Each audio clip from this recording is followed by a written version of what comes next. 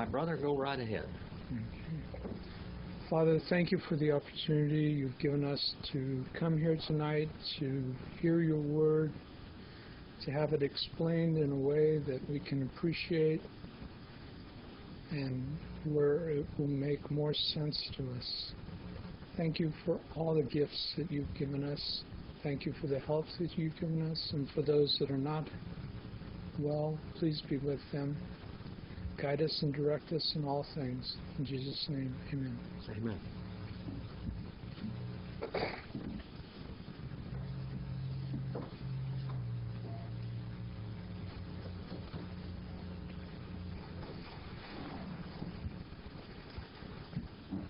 We're in Romans 8 and verse 11. Romans 8 and verse 11. Randall, do you have that Amplified Bible opened up there to some extent? Kind of ready, kind of, sort of? All right. Since we don't have Rebecca, and we don't have Gabby, and we don't have anybody else here, pretty much, can you come up here so they can hear you? Is that all right? What? Well, I might read it from right here. Yeah. You think, I don't know whether it'll get there. Can you come up a little closer? Just right over there? Just a little closer. Just a little closer, yeah. Read about 8 through 11. 8 through 11. Yeah. Mm-hmm. Chapter 8. Yeah, 8 through 11. Now, food itself will not cause our acceptance by God, nor condemn us to Him. Eating food offered to idols gives us no advantage. Neither do we come short or become any worse if we do not eat it. Only be careful that this power of choice, this permission and liberty to do as you please, which is yours, does not somehow become a hindrance, cause of stumbling to the weak or over-scrupulous, giving them an impulse to sin. For suppose someone sees you, a man having knowledge of God, with an intelligent view of this subject, and reclining at table in an idol's temple, might he not be encouraged and emboldened to violate his own conscious scruples? If he is weak and uncertain, and eat what to him is for the purpose of idol worship. Up to 11? Yes. And so, by your enlightenment, your knowledge of spiritual things, this weak man is ruined, is lost, and perishes. The brother for whom Christ, the Messiah, died. All right. Thank you, brother. All right. Apolite, gar, ho, ostenon, in te se, no se, ho adelphos, di hon chrysos, apothonein. Third person singular, present indicative past, is destroyed, for is destroyed the one being weak. One being weak. Ostenon, the one that's infirm, imperfect. All of that is in this word there, ostenon. And that is a nominative singular masculine present participle active word. That's what we call a fluid verb. It is our fluid noun, that is. It's a noun but a verb. It has action in it, that participle. Being weak, the one constantly being weak, and look at that ho in front of it. See, that's a nominative singular masculine definite article. Okay? Ente se, locative singular in the definite article there, and say of you, or in you, that is. Knowledge, this knowledge. The brother, because of whom Christ he died. Look at that word, he died there. Apothenesco, he died. That's called the extinction of life. It means He tasted a mortal death in 1 Corinthians 15:53 and 54. Utter separation of body and spirit. Jesus' body was totally separated from his soul and spirit. Okay? And that body was perfect too, by the way. It was without sin. But it suffered the same type of separation that we do. And we deserve it. I don't know why in the world the Lord keeps me alive sometimes, except I guess to teach. We're all infirm. We're all sinners, saved by grace. People that are saved by grace. Old Brother Madden looked at me one time.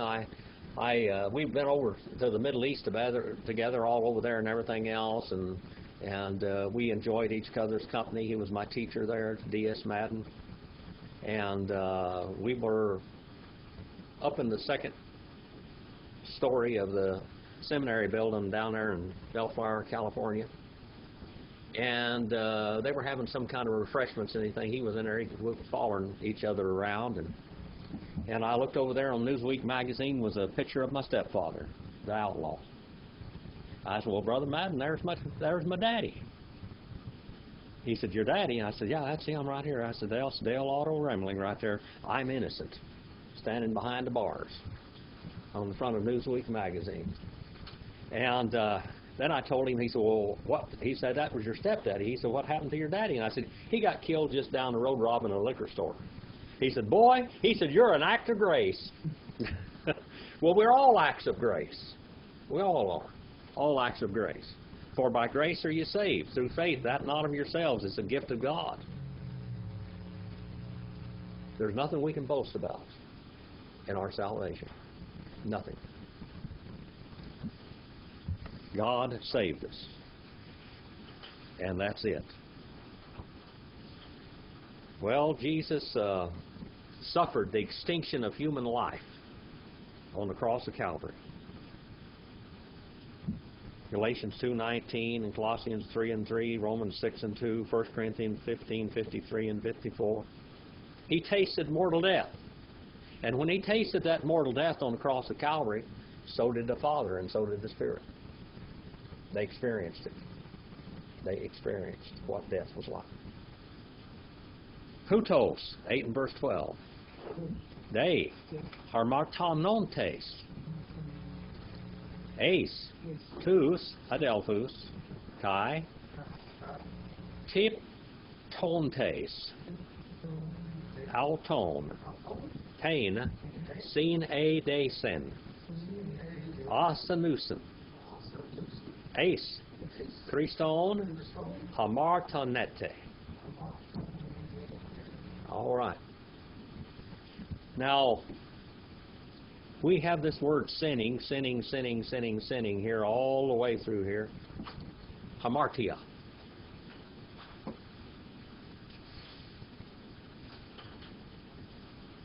Hamartia. That's the root of it right there. With a rough breather on it. Starts out with a H. Okay? It would look like this in English.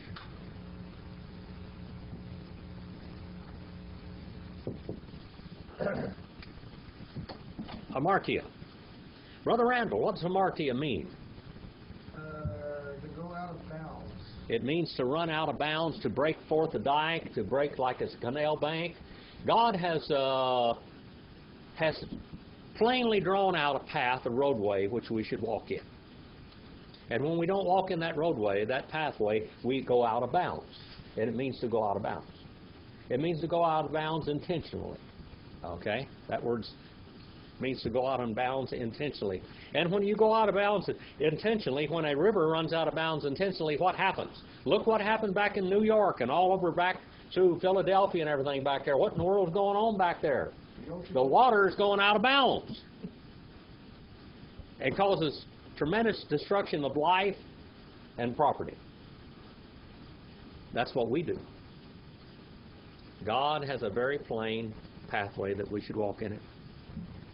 And we go out of bounds. That word moreover, thus, in this very way, and that's a little adverb there, that hutos, page 296, if you want to write that down. Sinning. Genitive, plural, masculine. Present participle and active. All right? The sinning one against brothers, and the one wounding. Look at that word. The one beating them. The one tiptontes. That means to strike and to beat with a fist, or to beat with a hammer or a mallet. The one beating. Nominative plural masculine, present participle active, from tiptoe, of them. Tain, seen a dason. Tain, seen a dason. That means to know together. That word conscience there, it means to know together. Seen and a day. To know together. Of them, wounding the conscience of the one being weak, ostenonusen. That is accusative singular feminine. This conscience is the conscience of the one. The conscience is feminine. The guy might be masculine, but his conscience is feminine. Present participle and active. Ace. Now there's the word ace there, page 119 in the Analytical Greek Lexicon. Ace means extension or limitation of thought or verbal action, and here it means because of. Because of. Because of Christ. Accusative singular masculine, that word Christ there.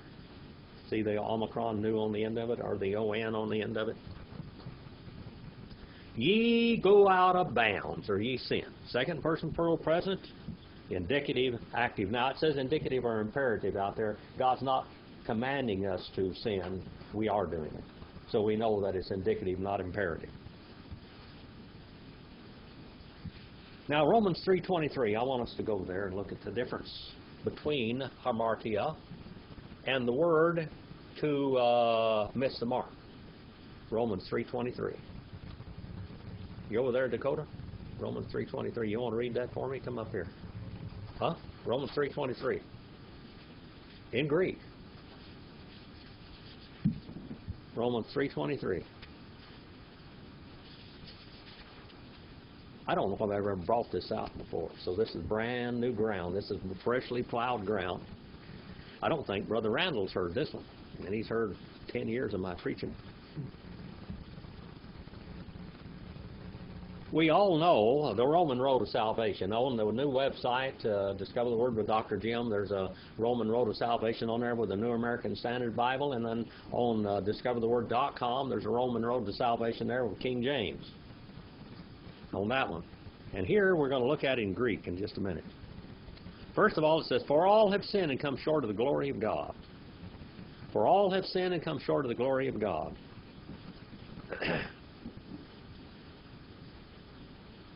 For all. Pontes gar hamarton kai hysterun tai tes doxos tu theou. Now here we have the example of the word to miss the mark and the word hamartia together. All right? Romans 3:23. Pontes gar. For all have sinned. Hamarton. All have sinned. Hamarton. For all, actually, for all have gone astray, have missed the right path.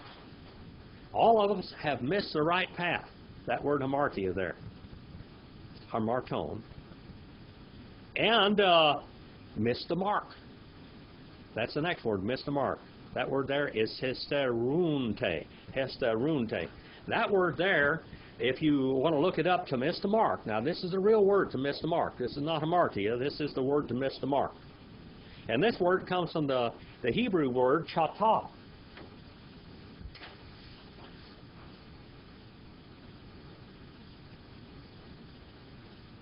That's chatah there. Chatah. That means to miss the mark. Okay? Hamartia does not come from that word. A lot of the lexicons will cross-reference hamartia over to chatah, but it is not. Hamartia comes from amero, which means to flow out of the way. This word here, ostokio, and right here it is hysterunte. That means to miss the mark right there. For all have gone astray, and all have missed the mark of the glory of the God. There you have hamartia, and you have the word astokio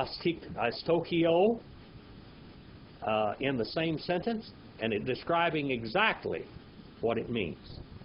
For all have flown out of the way, for all have gone on the pathway of instruction, and have missed the mark. And have missed the mark of the glory of the God. How do we know what the mark is? We got the Old Testament law, don't we? No one ever kept that law except Jesus. And the Jews, they had their little Talmud and their little extra rules. And they said Jesus missed the mark, that he went astray from them. But, you know, their rules were wrong. They weren't ordained of God. That was their own rules.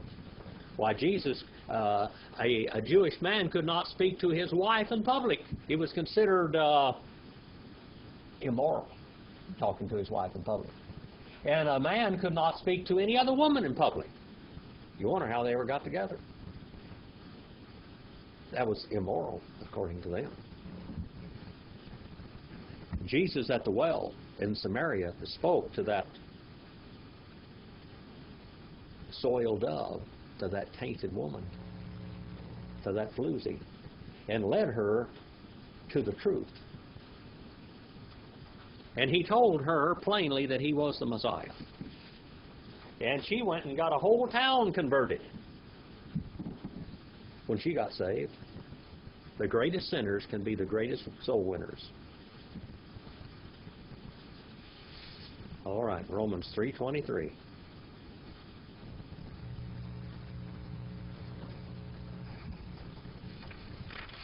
8 and verse 13 now, 8 and 13. I could have gone and told you about 10 or 15 words for sin in Hebrew. The Hebrew's got more words for sin than what the Greek does. Hebrew really excels when it comes to sin. It really excels. It has a lot of different words for sin. Dioper, a, broma, scandalize, ton adelphone, mu, ume, fago, Kreia, ace, ton, iona, hina, me, ton adelphone, mu, scandalizo. All right. We got the word scandalize here twice. Wherefore, since. Here we have a strengthened conjunction. Wherefore. It comes from dia and peri is what it comes from originally. Dia and peri. Dioper. Wherefore. For this very reason. Since. Food. And here we have a first-class conditional particle right here. Condition determined as fulfilled. All right? So it's since. I haven't written down there if in there, but you just write down since below that because that's what it means better. Better translation of it. In English, it would be since, or if, that is. But in Greek, it's a more positive if, since. Food. Look at that word broma. Broma means to chew. That's what it literally means, to chew. Broma means to chew. It means to masticate. I can't do that anymore. You know, when my jaw tore up and tore to pieces, I guess part of that was this mercury and arsenic poisoning. My joints are falling apart. Anyway, I can't chew meat. If I had the most beautiful piece of filet mignon out there, I'd just have to say, well, you can have it. I couldn't chew it up.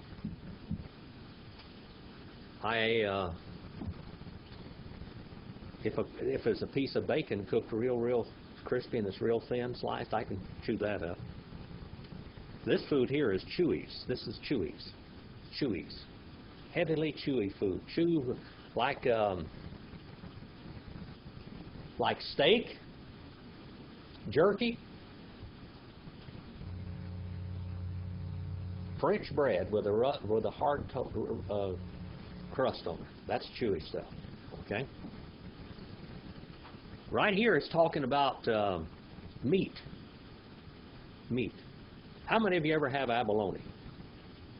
Abalone. You had abalone? You know what you got to do to cook that stuff and make it edible? You got to beat the tar out of it. They used to take it and go down there on the ocean, in the rocks, and pry it off of the rocks, and take it out there and pull it out. It's a big snail, is what it is, you know. And they take it out there with a mallet and just beat the tar out of it. Just beat it and beat it and beat it on both sides, about half chop it through like that, and then fry it. I had fried abalone steak about 1954. I remember that. It tasted good. My wife likes to make a mock abalone, which she uses chicken breast and clam juice. And she will take that chicken breast and she will marinate it in clam juice, and then she'll bread that thing, kind of chop it up and bread it and fry it, and it tastes like abalone. Like abalone. Abalone is something you really got to chew. Meat. Of course, these cows back there at this period of time now, they didn't just go out there and kill just anything. It usually was something that was an old bull that had seen his better days, and they went ahead and killed him off. I remember one time about 10 years ago, my wife and I went up to the Flying J truck stop up there at Fraser Park, Lebec cut off up there, and they had like a 24-ounce steak up there for really cheap. I went up there and it was a T-bone, big T-bone steak, which is a filet, and you know, the filet mignon on one side there, just all left together. I told them to cook that thing medium rare, and they came out there with it, and we took the knives that they gave us, and we could not cut it. It was one of them old cows, one of those old bulls, old dairy bulls or something. It was big, but you couldn't eat it. Well, this meat was probably pretty chewy. If chewy food, it offends the brother of me. No, not. Look at that word. Adverb of negation and a particle of negation. Ooh, that's an adverb of negation, page 294. And may is a particle of negation, page 268. I eat. Phago. Phago, it's first person singular, second aorist indicative active. And it's subjunctive, not I may eat. If chewing this food offends my brother, I'm not going to eat it. I won't eat it. That word comes from estio there. Estio, it means to chew and swallow. Flesh, kreia, meat. What is the other word for flesh? How about Hebrew? Basar. How about in Greek? The other word? Sarx. Kaihologo sarx ageneto. And the word and the Jehovah flesh he became, all right? This is the word kreia here. Kreia. This is meat. Flesh. Unto the age. That means forever. Ace tone iona. Ace, preposition, page 119. Unto and through and beyond. I will never eat meat. You know, in the eternal future, we won't have to be eating meat anyway, will we? The animals are going to be our friends again. We won't have to eat that meat. We'll have to eat them at all. It's going to go back. Even the millennium is going to go back like the garden was, and like before Noah's day. Animals are going to be getting along. They had a lot of vegetables, a lot of veggies. Yeah, they had a lot of vegetables. Now, the Columbian Exchange, Dakota, would you tell us what the Columbian Exchange is? You don't want to talk at all? You're going to come up here and tell us what the Columbian Exchange is? Back in the garden there, and in the Middle East, over there they had basic vegetables. They had wheat, and they had barley, and a few grains and different kind of things, artichokes. They had oranges and apples, carrots, things like that. That's just about it. God scattered mankind in the book of Genesis, as we see when God divided the earth right over there at the Tower of Babel when he divided the earth. He began to, in the days of Peleg, God divided the earth. Over on this continent, the American continent, and even the South Pacific, there's a whole lot different vegetables and things on these other places. In America, 3/5 of all the food in the world came from America. 3/5, and we're talking about vegetables and seeds and nuts and things. 3/5 of all the food in the world came from Americas. Somehow or another, all diseases were not on this continent. They didn't have any diseases hardly at all. And then after, in 1491, 1492, when Columbus came over here and started hauling things back and forth, that's what we call the Columbian exchange. That's when he took the potatoes back over there. You know, potatoes were out of the Andes, Peru. Had a lot of different varieties of potatoes and peanuts. All kinds of tomatoes. The wild tomatoes up there were so small, they were about like a tomato is a nightshade. If any of you ever seen wild nightshade, I got it out on the farm. We try to get rid of it. It's deadly poison anyway. But it has little blue, purple berries on it, and they're not very big. They're about like the size of a thumbtack or something, the top of a thumbtack. That's what tomatoes originally looked like. Those Indians bred those things and turned them red and different colors. They had all kinds of different colors of tomatoes, and the same thing with potatoes and peanuts and all kinds of nuts all over this continent. After they started hauling things back and forth, so did diseases get started hauling back and forth. We had 100 to 150 million people on this continent, and they died down from 80 to 98%. They died off because of the diseases. But America fed the world. America began to feed the world. And one of these days, again, it's going to be like the Garden of Eden, except we're going to have all kinds of fruits and vegetables there to eat if we want to. You won't have to eat if you don't want to. Those guys over there in the millennium, they'll have to eat because they're going to be in human bodies, but we're going to be resurrected. When you're resurrected, you don't have to eat. You don't have to slow down, Brother Randall. Eating is pretty important for people. That's the way they fellowship and everything. But you won't have to eat because your body won't desire it. It's not necessary. Forever, he said, in order that not the brother of me that I might scandalize, I might trip up, I might offend, I might cause him to stumble. A scandal. There's all kinds of scandals. If you look at the White House, for the last 200 years, it's been full of scandal. I mean, from the very first to the man we got in there right now, it's full of scandal. I think this probably had less scandal than any of them as far as immorality. But boy, what a mess it's been. We look back, and when John Kennedy, and I liked old John Kennedy, he's a pretty good president. He tried to get things settled down and straightened out here, going to keep us on the silver standard, get us out of Vietnam, everything else, and somehow or another they just got rid of that man. The government did. Got rid of him. But do you know what all the things he were doing? Well, Marilyn Monroe was his lover girl, along with his brothers and quite a few other ones. They murdered her. That's common knowledge today. They murdered her. Murdered her. Franklin Roosevelt had girls. His wife was a lesbian. I mean, let's just look at, you just go on back in history, you're just going to see all of it. Thomas Jefferson, the writer of the Constitution and the preamble to the Constitution. A little girl, Sally, his slave. I think he had 8 kids by her. Then he owned them. After he's dead, he set them free, of course. You just go back and look over and over, one scandal after another. Just one scandal after another. Look in the religious world, one scandal after another. Scandal, scandal, scandal. 9 and verse 1. Brother Randall, have you got that thing still out here where we can read up here to 8 and verse 13 now? Dakota, come up here and read this for me, okay?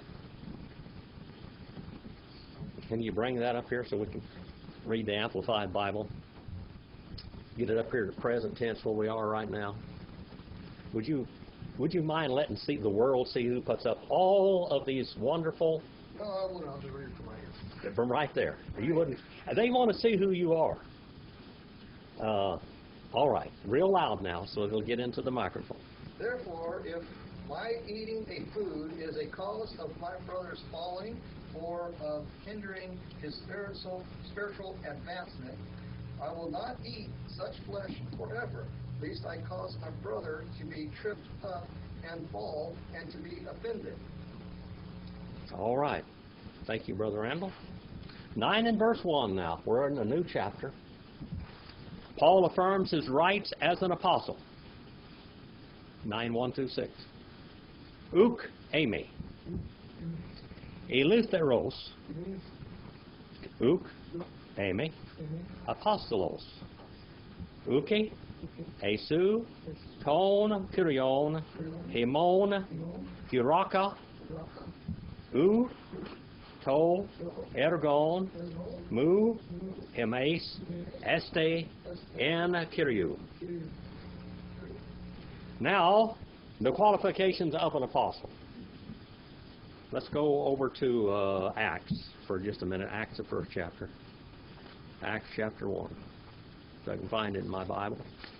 My Bibles are all wore out just like I am. I remember one time, we have a wonderful missionary out there, Donna Robbins. When she first met me, she looked at my Bible. She said, I just love a man with worn out Bibles. Well, mine are sure worn out, and so am I. All right. And hello to Donna, wherever you are in the world. Great woman. Great woman of God. Acts 1 and 22.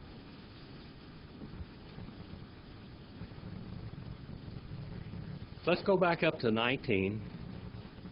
It's talking about Judas Iscariot falling from his office of an apostle. And it became known to all who were living in Jerusalem that in their own language that the field was called Akeldama, the field of blood. Dom, see that word Dom there? That's Hebrew, isn't it? Field of blood. For it is written in the book of Psalms, see, here is the only place in the Old Testament written about any of Jesus' disciples. Let his homestead be made desolate, and let no man dwell in it. And his office left to another man, or another man to take. Psalm 69, 25, and 109, and verse 8. Verse 21, and therefore necessary that of the men who have accompanied us all the time that the Lord Jesus went in and out among us, beginning with the baptism of John, an apostle had to have John's baptism, didn't he? Had to have John's baptism. Until the day that he was taken up from us, one of these should become a witness with us of his resurrection. Now, every one of the apostles had John's baptism. Okay? They'd all been baptized. They'd all been prepared. They were the early church. The first gift placed in the church was what? Apostles. All right. This apostle had to have John's baptism or the baptism of the same authority as John. Okay? This is what they decide. Yes, that's what they decide. Yeah. All right. But Paul met all of these requirements except for the one. He did not have John's baptism, but he had the same baptism that John had by the authority of heaven. That little church over there in Damascus, where he was, baptized him. And he was baptized scripturally. Scriptural baptism is very important. It's eternally important, as I've said before. He was taken up from us. One of these should become a witness with us of his resurrection, and so they chose a man. And, of course, the Lord chose him one, too, didn't he? Paul. You never hear much more about this other guy, but Paul the Apostle, you hear a lot about him, don't you? The Lord knows what he's doing. Yeah. Yeah.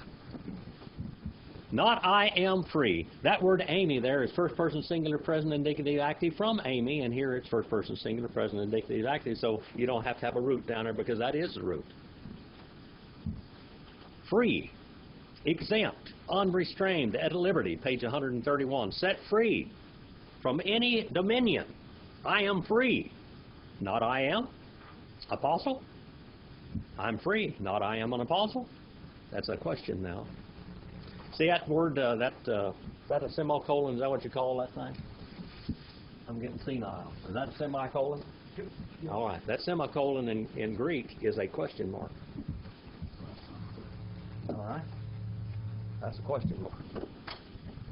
Semicolon is a question mark. I taught you that a long time ago. But, all right. You have to hear something 2 or 3 times to get it down, you know. All right. I have to repeat these things occasionally.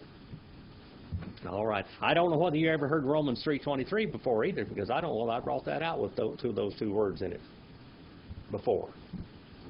Before I croak, I'm bringing out some new stuff occasionally, you know, trying to at least plow some old ground anyway. Apostle, not Jesus the Lord of us I have seen? Sure he did. All right. He saw Jesus.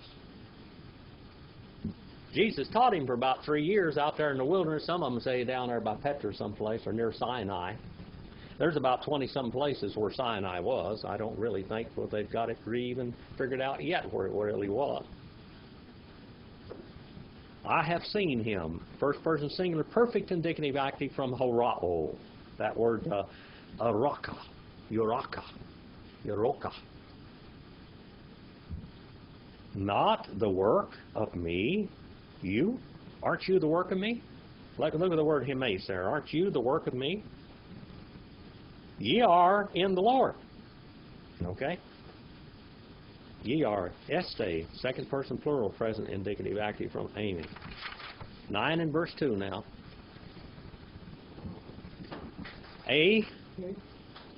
Alois, Uk, Amy, Apostolos, Allah, Gay, Iman, Amy, Hey, Gar, Stragis,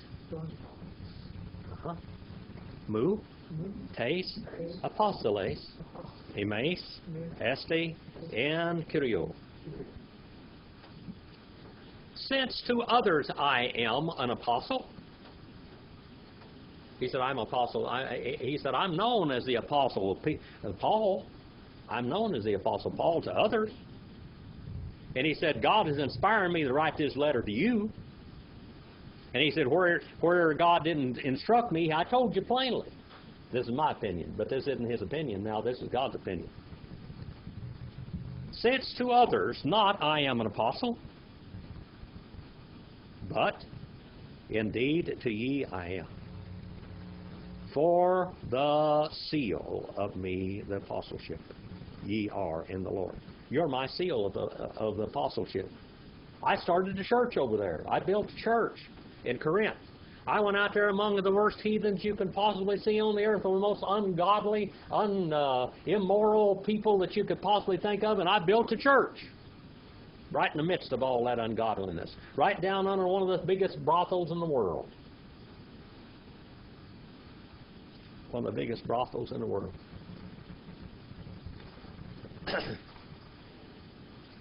Jesus run around with whores, didn't he?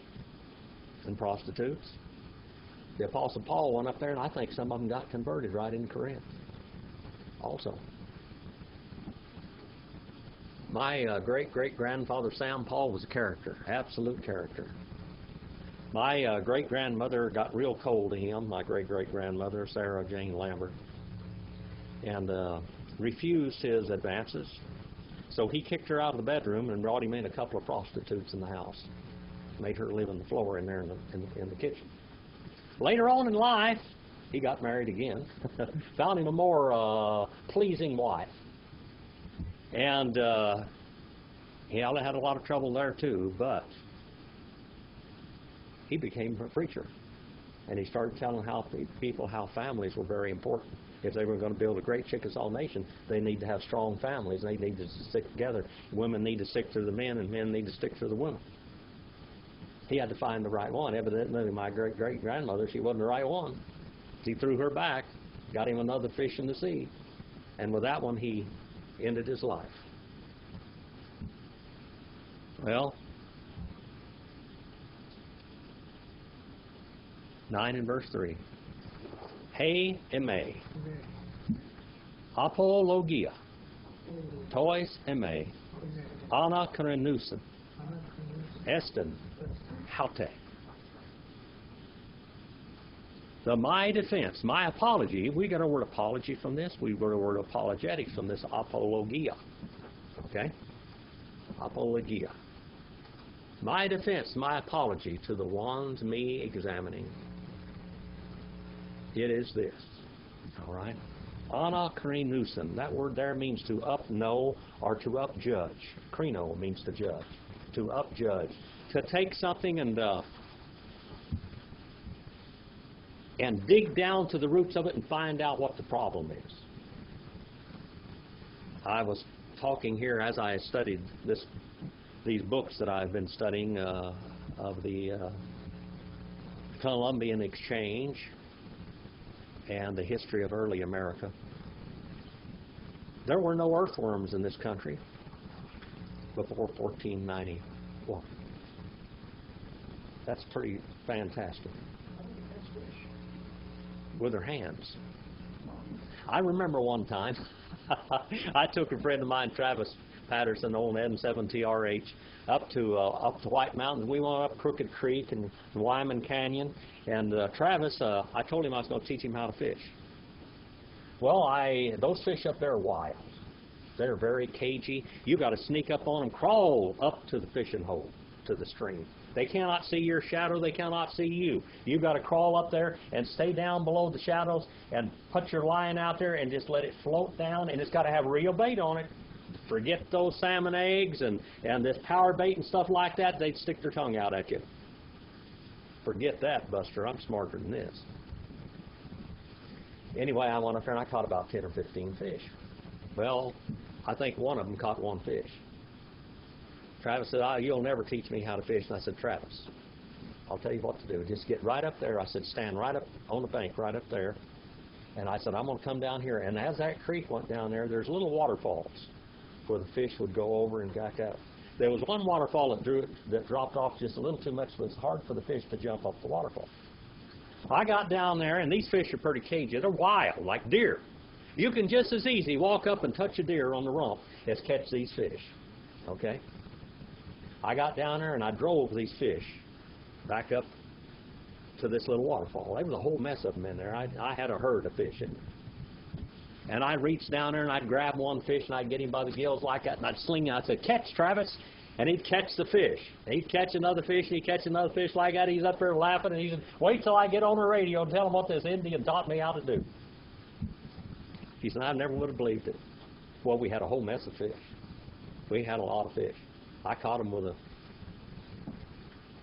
a rod, but I also caught some by hand, what they call noodling, or hand fishing. Yeah, you didn't need, they had crickets and other things. By the way, the Indians here didn't have any tapeworms before 1491. You know where tapeworms come from? They come from fleas, and they come from worms. That's where they come from, fleas and worms. So next time you want to eat a earthworm, you know, they say that's getting to be real good. People are eating earthworms, you know. And they even eating scorpions and things like that. You know, they put them in candy. They can have it all. They can have it. I don't want it. 9 and verse 4. Meuk ekomen exousion vagain kai piain. No not. No not. No not. Or not. That's a double negative. In English, a double negative is not acceptable, but in Greek, it just makes it stronger. No not we have, first person plural, present indicative active from echo. No not we have authority. Now, remember what that word authority means? What's authority mean? You're exempt. You're unrestricted. You have a commission. All right? Not we are unrestricted. We have authority to eat and to drink. All right? To eat and to drink. Again, that comes from that second aorist, infinitive active, from estio. Kai piain. Piain means, comes from pino. And that means to drink, to pour something down, water, wine, whatever. By the way, they didn't drink much water over in this country because the water was tainted. It had a lot of bacteria in it. They had to pour wine in it to kill the bacteria. I remember when I was young, and I still have a Sierra cup. You could go up here in the Sierras when I was young, and you could drink out of any stream and safely do it. But that Giardia, these cattlemen had cattle up in the Rocky Mountains, and up in the Rocky Mountains they had Giardia. Those cattle, they get that Giardia and pass it right through. They'd go by a stream and defecate into the stream, and it would go down, and it was just full of Giardia. They brought those cattle and started running those cattle in the Sierras. They brought the cattle out by me. They bring them into the feedlots out there, and they bring them into the dairies out there. And the place, Bakersfield and Kern County here, is full of Giardia. It wasn't here before. It is now. Now you go up there and you drink out of a Sierra cup, you're going to be sick for a long time. Can't do that anymore. To drink. 9 and verse 5. Here's another subject here he's going to talk about. Paul affirms his right to have a wife. Apostle Paul was a divorced man, wasn't he? Why, the Apostle Paul, they wouldn't let him pastor 50% of the Baptist churches in America because he'd been divorced. I have seen, of course I have been too, you know, but I have seen many, many great pastors beat up, tore up, thrashed because they had a bad marriage and got married again, and they were still trying to serve the Lord. I've seen them refuse to put them on the presbytery as the ordained people. They don't want to let them preach in those churches. They won't have one for a pastor. We had a missionary up in British Columbia one time. Was a great mission work up there, and half the churches in the ABA stopped supporting him because they found out he'd been married once before. Or his wife had. Paul says, I have a right to have a wife. Paul's wife divorced him. His wife divorced him.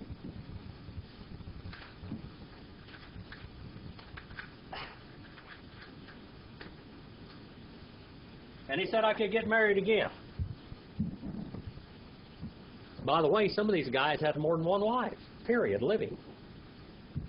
The Lord said that a pastor or a deacon should be a man of one wife. He shouldn't be a polygamist. In other words, more than one wife. A lot of them had more than one wife back then.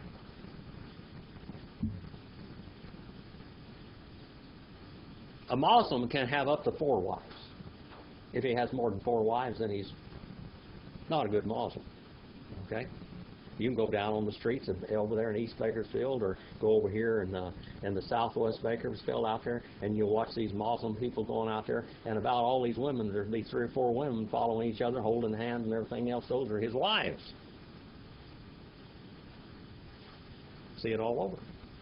They used to have fits when Mormons had more than one wife, but all these Muslims, they're all over the place. No, not we have me uk ekomen exousion. Adelphane guneke periagain. You guys aren't staying up with me. Am I going too fast? Me uk ekomen exousion. Adelphane guneke periagain. Hos kai hoi loipoi apostoloi kai hoi adelphoi. Tu Kiriou, Kai, Cephas.